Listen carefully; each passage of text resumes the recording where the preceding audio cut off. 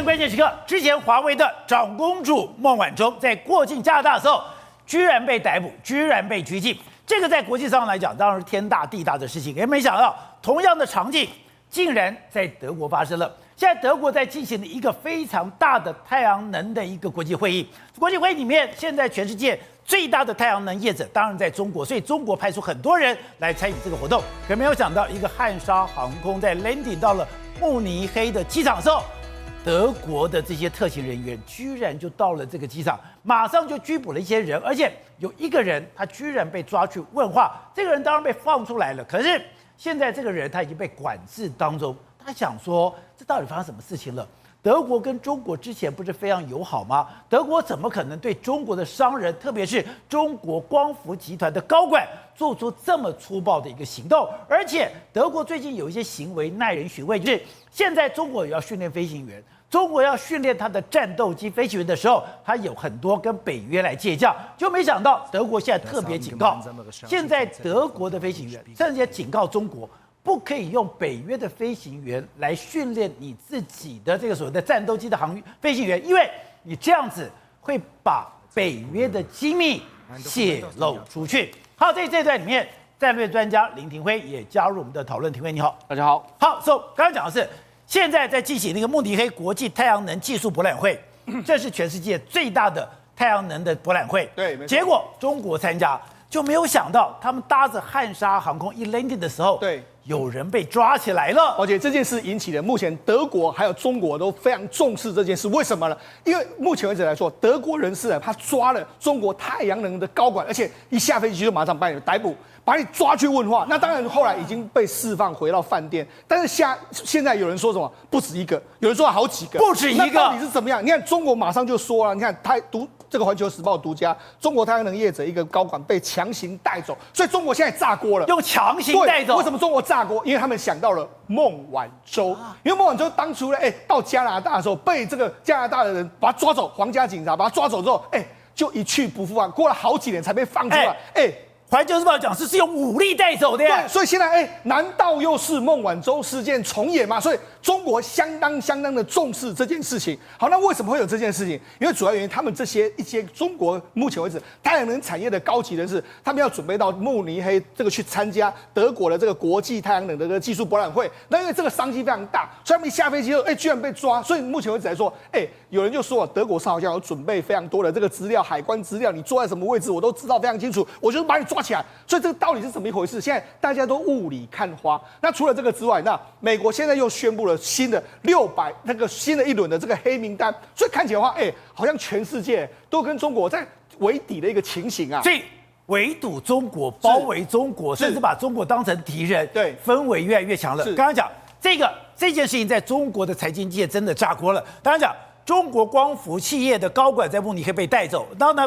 光伏协会回应，被带走的高管已经回到在深夜哦，等于说他们是一直每一个时刻都在追踪这个新闻。好，我们先来看一下中国媒体的报道，因为中国很重视这件事啊。孟晚舟是他们花了很多精神，才把这个孟晚舟引渡回到中国。你可以讲说孟晚舟身份非常特别，我就知道搞华为。如果今天我连太阳能，我到了德国我都会被抓。对，那我今天去别的地方，我敢不敢？我会不会被抓？就像很多人。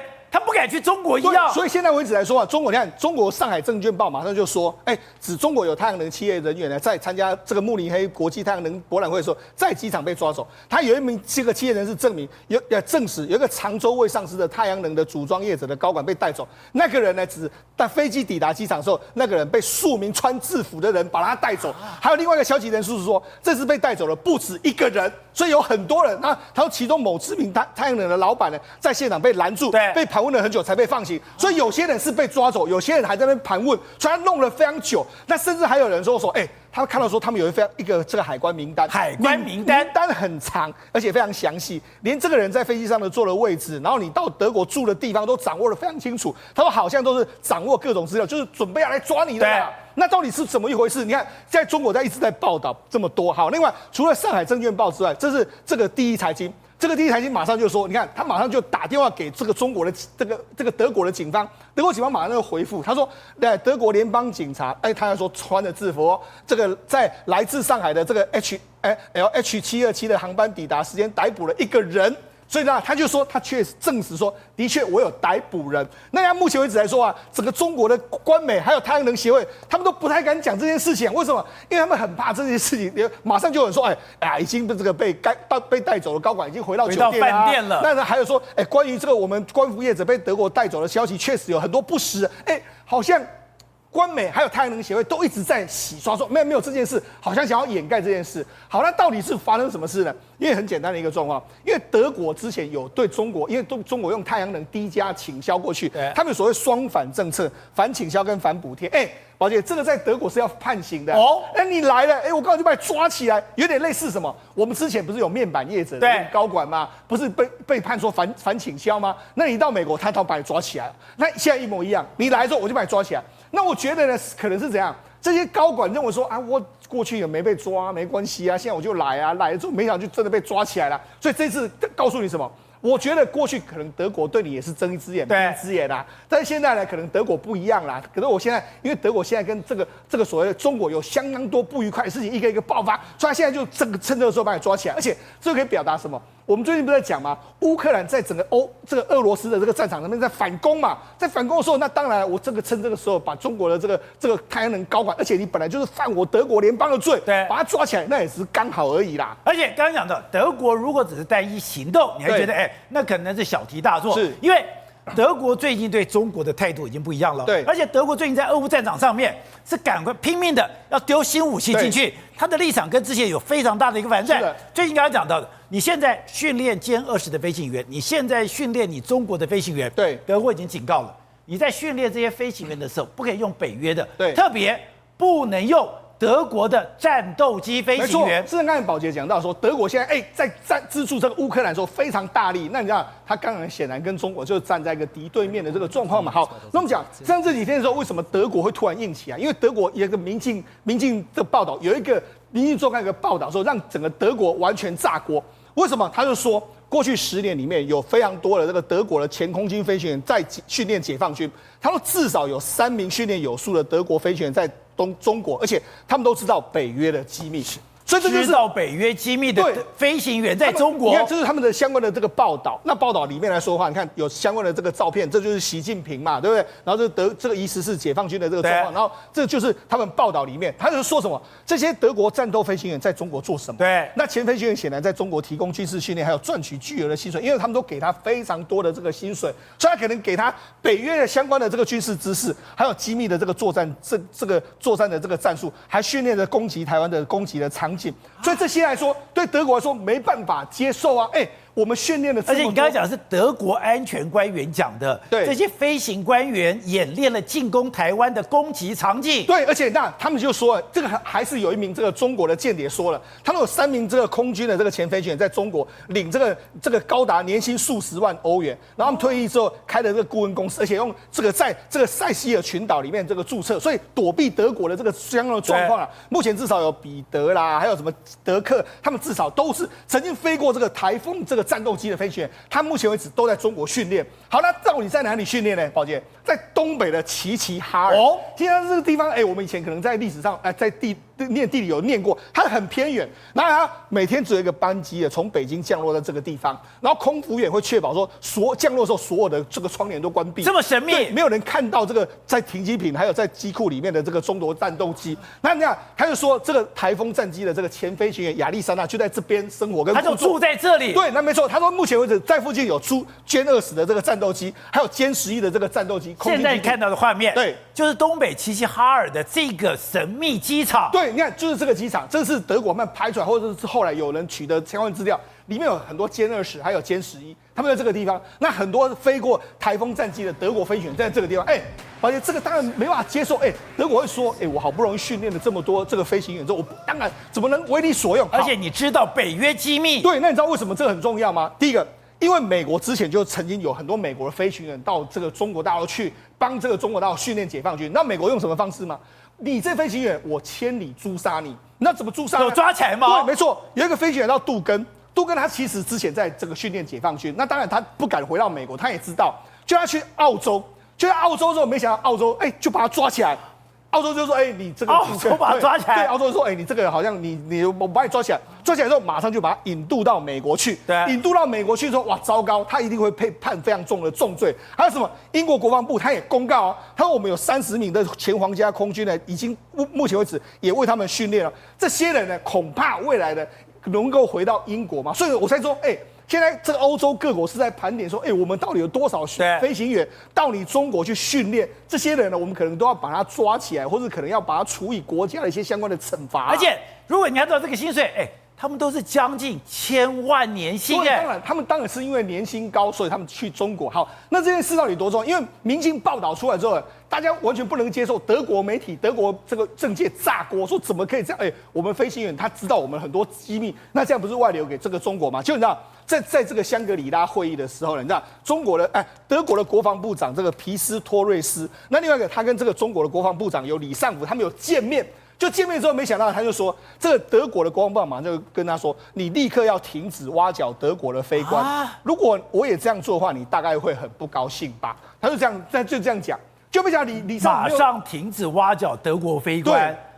不然我如果挖你中国人民解放军的飞官，你也会不高兴。对，没错。那另外还有什么？他说做这种做法，我希望你能够立刻结束，不管我们的飞行员是谁。那李尚福就说我没有李尚福后来接受媒体的访问，他说我没有否认，不过他就说这件事情其实没有那么严重啦，真的哪有那么严重？但是问题是德国的政府目前完全炸锅。你看德国，他们马上就讲。是时候结束德国人这种天真的，这是一大丑闻。前空军的这个退役前空军的士兵退役后在中国训练战斗飞行员，这是个非常荒谬，我们不能够接受。这种，所以德国炸锅了。对，德国的国会大家，甚至连他们的情报总监都说，我们担心这些军人最后可能会从事泄露国家机密的这个状况。甚至连最大反对党都说，他们不能够这样接受。所以呢，事实上现在德国是朝野一致在共同谴责这件事啊。所以告诉你，现在德国整个氛围来说啊，是不是有一点点？你看他这几天又如果真的又扣留了中国的这个太阳能的高管的话，那你觉得哇，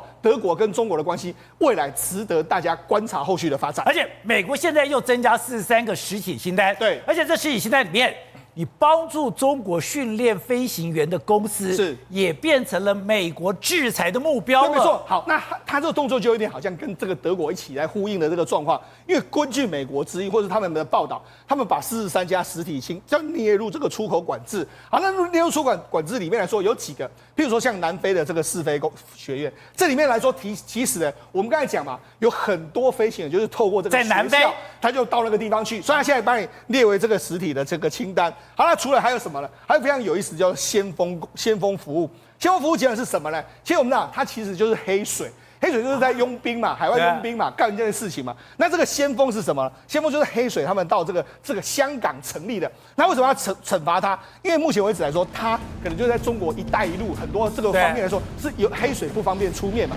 就由这个先锋来服务嘛，所以把它列入这个相关的这个制裁行列。对，那还有什么呢？还有包括说支持中国的这个现代化，譬如说高速武器的。那这一次被处罚还有一个叫做上海超算科技的这个中心，为什么？因为它就是用所谓的超级电脑在帮中国在跑一些像东风17系列的一些研发的这个作用嘛。你说超高音速的飞弹就是由上海超算来运行，所以它现在有非常多的这个就把公司都把它列入这个清算的这个行列里面。好，那为什么要这样清算？因为很简单嘛。俄罗斯现在没有武器，对不对？他武器从哪里来？现在越来越多证据就说中国其实你在背后帮他。你看，这是《华尔街日报》报道，他说他们从伊朗不是提供大量的无人机给他吗？大家都说，这里面的无人机里面很多包括电压转换器，很多重要零组件就是来自中国。所以为什么中国是不是在这个时候又扮演？你看，你不敢提供给他这个组件。但是你提供给他重要的零组件，所以伊朗提供给俄罗斯，但伊朗无人机的零件是中国提供的，等于是在伊朗组装而已嘛。那你就是用这样来逃避。好，另外一个卡德罗夫来说，这个车臣领袖，他说他公布了一个这个中国制的这个装甲车，但是装甲车就是这个装甲车，对，装甲车，中国做的，对，那是中国的虎式装甲车，但它可以在车顶上面来说话，可以抓一些，包括说像这个机枪啦，或者说这个比较轻型的炮火，在这个地方，他说这个东西呢，会不会有可能现在呢，有可能会，因为它放在卡德罗夫的这个面前嘛，这个车臣有了，那会不会再过没多久之后，搞不好你在乌克兰战场就看到？所以这告诉你什么？告诉你现在其实西方世界也越来越清楚，越来越多证据证明说，其实中国你就是在按住俄罗斯嘛。那目前为止，德国当然也是或者西方世界当然不能够接受。好，董事长刚才讲，一架这个汉莎航空上面载的一半以上都是中国太阳能的高管，进到慕尼黑，我要参加什么太阳能技术博览会，结果没有想到。德国的情治人员穿着制服的公安人员，那么拿着一个海关的清单，每个人坐在哪个位置，你今天要住在德国哪个饭店，你今天到底什么时候 landing， 他们全部一清二楚。然后我刚刚讲的，到底是一个人还是2个人还是几个人，现在还莫衷一是。你说德国人如果做这件事情是天大地大，居然我来参加你的博览会，我居然被抓起来，那这样子以后中国人到各个地方。不都有被抓起来的风险吗？我在20-30年前听到一个德国人跟美国人在讲话，你知道哈？那个德国人告诉美国人说我们德国有法律 ，we have a law。那美国人，你们美国人 ，you have a lawyer， 你们有律师，你知道吧？你们怕搞东搞西，美国律师最厉害。那德国的法律非常严谨。好，我现在讲这个保证。就出大事，出大事，一定出大事。德国人超严谨的，对，德国每一件事情，他的司法系统、警察系统、他的调查系统，然后他到这个法院，对，包括要搜索、要约谈，这都是非常严谨的程序，他不会让你随随便便阿猫阿狗让你放飞机抓人，哪有这回事？绝对不可能的事情。他一定是所有相关的事证都做好了，对，然后甚至于有些逮捕的动作已经完成了，他才可能去动到外国人嘛。然后这个时候他就已经在这边钓鱼钓一段时间了啦，他知道你会来嘛，对，你在这边就是他们中间有很多的工作做完了，所以这个一定是很简单嘛，这就是标准的叫做科技情报嘛。一定是中国人偷了德国人的专利，偷中国人的专利技术啊！你偷了他东西，他知道你要来，就让你一次一网给你捕获了，这个是很正常。那这个也表示他会把这个新闻卖出来，对，这过去一定都有，他很多的私下处理，而且给你大张旗鼓，给你搞大，那搞大就是造成一个宣传的效果，政府的一个态度告诉你说，我现在开始要严谨面对。所以没有那么简单。所以照你讲，我如果要偷技术，也不是1天2天，也不是今年去年的事情，早就这样干。那以前为什么不管？这次突然大张旗鼓的。对，所以这个是有一个政治上的宣示的效应啊。因为第二点来讲的话，目前我们必须要承认啊，在欧洲国家里面，德国跟中国的贸易的量还是最大，第一名最大，就互相的依存度都很高，包括现在的半导体的产业这个。中国大陆被美国封锁的情况之下，他们要寻求突破的可能性的对象跟来源，也是从德国，还有汽车产业的合作更别提了。像好几个德国公司，它的这个在全球的生产量里面，可能在中国大陆的销售量占到1半以上的业绩啊，这非常大，所以他们没有那么容易能够停下来。但是，因为俄乌战场之后，把整个世界改变了。对，知道说。我以前这样子跟你混了，因为以前在这个 Angela 在梅克尔的政府任内，他们相信这个世界从此不会有战争，大家一起闷声不响发大财。对，而且一搞不知道会打仗了，你知道吧？打仗之后，然后德国整个觉醒了。德国觉醒之后急起直追，你看他的这个先编的就是1000亿的这个德国这个欧元的这个国防预算的基金。循环使用，然后它的德国的今年的预算就2%，然后全欧洲都跟进，大家一起开始投入大量的国防经费，就是整个欧洲开始震惊了嘛，全部害怕了。不是德国在对象是谁？不是德国一直在想嘛，我要在欧洲当老大。如果俄乌战争之后，我如果不够强硬，我就没有资格当老大。我没有资格当老大的时候，德国就没有话语权了。所以这个就是另外一种德国人了。全世界有2个民族它的民族性相当的服从，然后它的德国国家非常有纪律，然后这效率非常高的国家，2个国家，一个是德国，一个是日本，就他们的领导人物非常厉害，非常有头脑，能够有前瞻性。那日本也是一样，都看很远。你看这个安倍，这是珍珠岛链，一搞就搞的是大战略。然后他们这个国的民族性超服从，做事情兢兢业业。德国也是一样，德国说我们的。这个在道路上的公差，什么叫做公差？他们零公差，他没有公差。德国的技术就全世界一流的嘛，所以它是这个2个国家是就是德国知道他们的德国复兴的时间来了，对，但是可是德国大部分厌战，讨厌作战。可是这几个领导人物都不是简单的人，开始积极在开始搞这个事情的时候，就准备把这个国家整个兴旺，整个他也要跟日本一样，他德国重新崛起，德国重新崛起，所以你看到德国跟法国之间的那个步调完全不一致，在搞这个事情，而且他找了一个他们最小党的绿党的代表联合政府的外交部长，对，是最彪悍的一个家伙，怎么会这种人出来？然后你看到欧盟现在的欧盟的国家主席那冯德莱恩，对，冯德莱恩前身是什么？是德国国防部长啊，是超厉害的，这些人都超厉害，都很有头脑，对，在干欧洲老大，因为他们以前就当欧洲老大，想当世界老大，他们长期就要跟俄国人搞的，所以他们已经憋了很多年。这个让这个我们都注意到哦，把日本的捆龙锁解开了，都忘记了德国的捆龙锁更可怕，因为德国有好几个工业是全世界第一的。对。德国的机械工业是第一的，德国的太空工业也是世界第一哦，你知道吗？我们这时候哈勃望远镜上面那个镜片是哪一国的？是德国的吗？当然，蔡氏眼镜嘛。这个蔡氏眼镜做得出来，日本的尼康可不可以做镜片？对不对？做不到。太空的引荐只有蔡司做得到，所以这差一点点，德国全世界第一。所以德国是一个很可怕的民族，一旦他们觉醒起来的话，整个国家要动员。所以他们现在开始国家动员了。所以你看到没有？他现在飞行员警告中国，不准到中国去教中国人开飞机、开战斗机。对，它整个系统开始运作。所以未来的10年内，德国是一个非常可怕的一个民族。它的军力、它的军事科技、它的整个全面性的发展一定是在世界上扮演一流的地位。好，辉哲，最近习近平也讲了一些奇怪的话。你现在不是踌躇满志吗？不是整个中国都在你手上吗？他认为讲，现在整个中国要做一个准备，什么准备？要为极端状况做准备。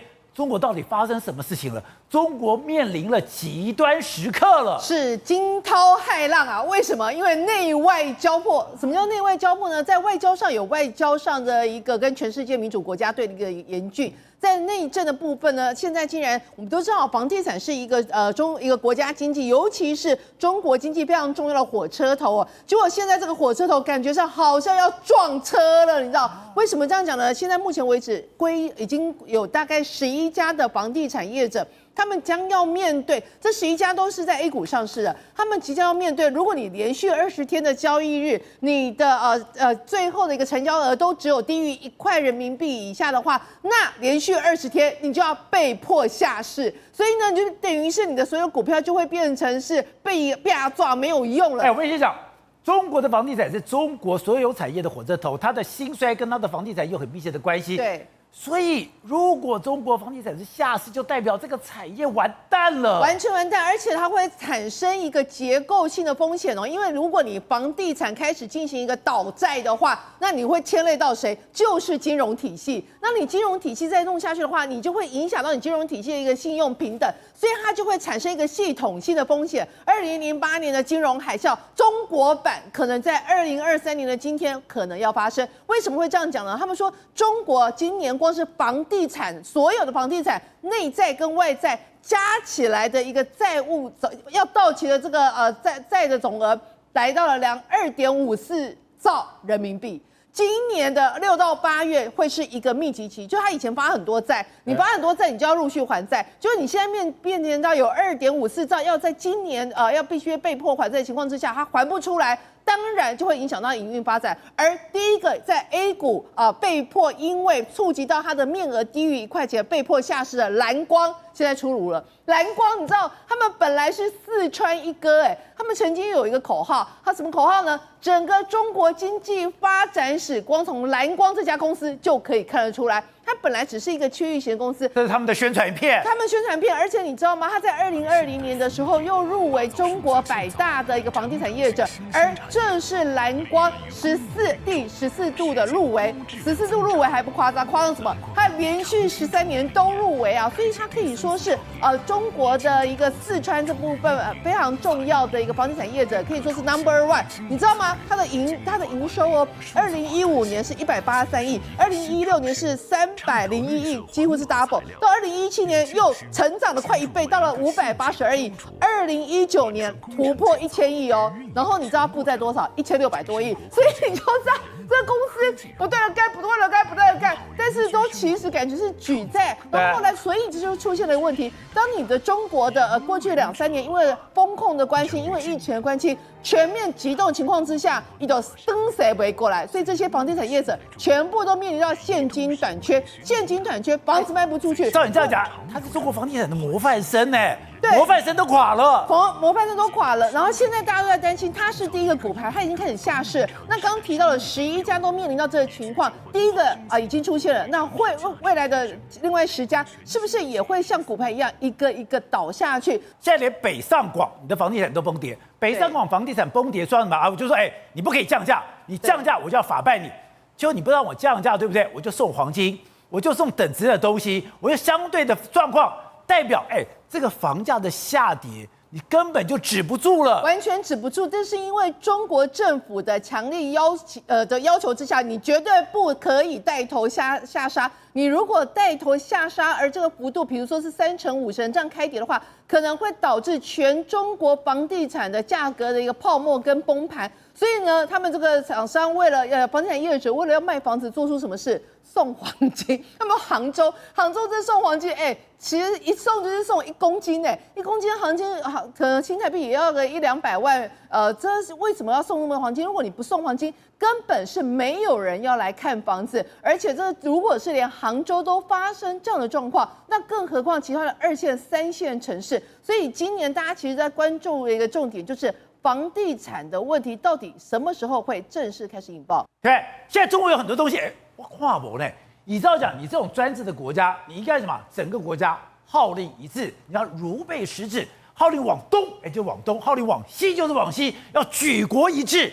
可是现在刚刚讲的梅西，我们讲嘛，卢沙野，你到底怎么回事？你就要去搞战狼，战狼讲完了以后，你回来把人冷冻。然后呢，更怪的是梅西，梅西是全世界身价最高的运动员，他在足球世界里面，是泰山北斗的地位，是皇帝耶。结果中国把你邀请来了以后，只是因为他有2本护照，他有西班牙护照，他有阿根廷护照。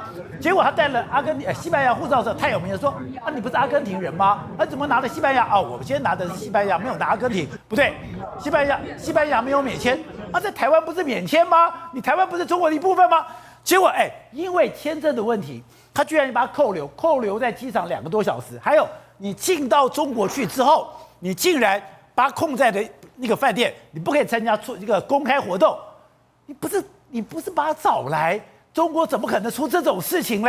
这是非常荒谬的事情因为你照道理讲，只要是中国所邀请的贵宾或是来宾，你到了中国境内的时候，其实说真的，他的官员基本上他的承办单位都会把你办得好好的。你不管是要拿西班牙护照也好，或是你拿阿根廷护照也好，不用自己办，不是问题，这都不是问题。那为什么会到了海关之后会产生这样的问题呢？就是代表说什么？是不是协调沟通的问题呢？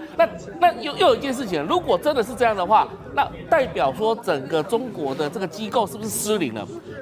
如果好，那假设中国机构没有失灵的话，那是不是会有所谓的这个上面有政策，下面有对策，故意要黑上面的官员的一个问题呢？这就出来了。所以这件事情非常严重我们一起讲低级红，高级黑。对，这可能是高级黑的概念为什么这么讲了因为你知道习近平最在意的什么东西？足球嘛。对。他就是希望能够把中国的足球，对，把它变成翻几番之后，能够变成参与世界杯的，或者是参与国际社会的盛事嘛。那你邀请那么一个重要的梅西到中国去，一定是想要学习他到底怎么打球的，到底怎么踢球的，到底怎么去练球的，他的技能，他的整个训练团队是什么？但是你知道吗？中国应该有很多人不想要看到梅西进去吧？他跟习近平的政策是阳奉阴违的，表面上是跟习近平是一样的，但是私底下来讲的话，你这号人物最好是不要来。你这样来的话，可能把我们所有的中国足球界的这些所谓的你以前讲全部看低级红高级黑，我还听不懂。如果今天连梅西我都可以搞低级红高级黑，我都可以在国家政策上面来搞你，我有什么不能搞的？就代表现在中国的头、手、脚都乱了。没错啊，从梅西的事件，然后你再看卢沙野的事件，照道理讲，卢沙野对外讲话应该是中国全力在支持他的论点吧？结果没想到中国自己跟他切八段，那为什么会产生这个东西呢？就有可能就一种现象，就是说上面的政策跟下面的这样的一个执行者来讲的话，已经失灵了。那如果没有失灵的情况之下，那就代表说就是高级黑了。所以这一整件事情可以看得出来，梅西的事情可以看得出来。非常不寻常。那这个邀请的贵宾怎么会有让他出现这种问题出现，还让他什么？那他以后来不来？以后不会这样。但是问题是谁希望他来，谁不希望他来，这看得非常清楚啦。那所以你知道吗？中国它的足球界足协来讲，这是一直扶不起的阿斗。那我现在就不懂是中国现在搞什么？你现在在这个所谓的防疫上面。你现在在整个拼经济上面，你现在在整个国家政策上面，你对欧洲、对俄罗斯、你对乌克兰，你所有东西，都是今天左手打右手，左脑打右脑，这跟过去的中国完全不一样啊！对，因为我们常常在想说，它到底是不是习近平的决策出现了问题？今天可能这样的决策，明天可能另外一种决策，但是后来想一想也不对啊，整个中国的官僚体系是非常严谨的，对呀，非常绵密的啊，它不可能出现这么极大的这种错误啊。那唯一有什么情况出现呢？就可能刻意的有人要搞它。所以我们就可以看到出来，习近平他现在到底处在一个什么位置？他是个非常危险的位置吧？因为你就算是集于一权，集于这个所谓的政权集于一身，大家还是偷偷来搞你嘛。所以这件事情来讲，谁最在意？当然这个习近平最在意，因为他想要拯救中国的足球。但是现在来讲的话，底下的官员把他搞烂了。好，董事长解读中国，我一定要听听你的看法。之前你就解释过什么的低级红、高级黑，梅西这个事情太怪了吧？国家邀请你来，就是请你到中国要参加很多活动，我要提振整个中国的足球的这个风气。结果没有想到，进了海关，导播我们看这张照片，梅西他的表情多么错愕。我走遍大江南北，走过全世界各个地，大家都知道我有2本护照，我有一个西班牙护照，我有一个阿根廷护照，我怎么可能说我今天到了中国了以后，我拿出我的西班牙护照？他说，不对，你是阿根廷人，那你不能拿西班牙护照。就是要把它给挡住，挡住以后就在机场搞了2个多钟头，搞了2个多钟头之后，进到了饭店啊，就你不可以参加活动，你的签证不合，不就等于说我在底下用坚守岗位的这个跟你中央的政策作对吗？不是中央政策，你不了解中国大陆的制度了。我真的不了解。中国大陆的海关是独立属于海关系统它有边防，属于边防系统。它是在机场里面有2种，一个是武警的边防部队，但是管理是海关在管理的，这个 immigration 在管理。但是你要进去的时候，你的护照这些证件管理当然海关在管对啊，海关在管的时候，他为什么要理你啊？他当然不理你啊，为什么你知道吧？